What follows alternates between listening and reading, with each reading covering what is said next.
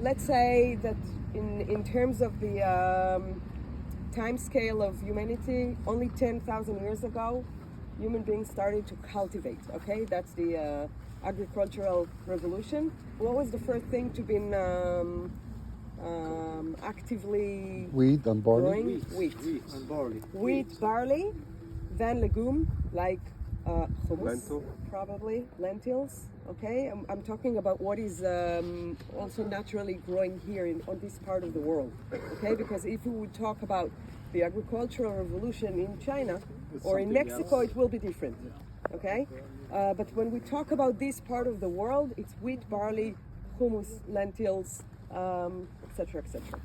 Okay, so when we talk about foraging, we're talking about what people used to do before the agricultural revolution, but it haven't been stopped when people started to grow their own food. Okay, so this practice have continued until today, basically. Today we are a very disconnected society, and when I'm saying we, I'm talking about the Western society as a generalization. Okay, but I think I'm pretty much accurate. Let's say among the I don't know, 12 million people lives western to the Jordan River. Was it right? Is it 10?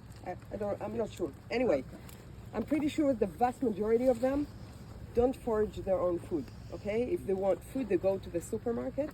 They don't even grow their own food.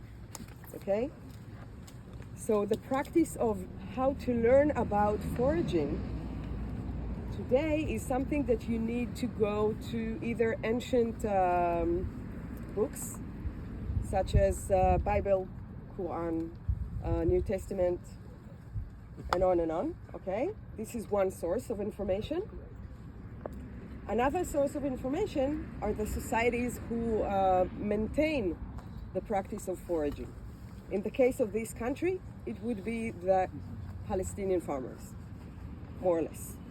Okay, I grew up in a kibbutz. I grew up very close to nature. I remember myself as a kid forage, okay, for either fruits or khubeza fruits or mustard or sorrel, chamtzitz, etc., etc. Not tasty? It is tasty. Very tasty. It's the best. Olive oil.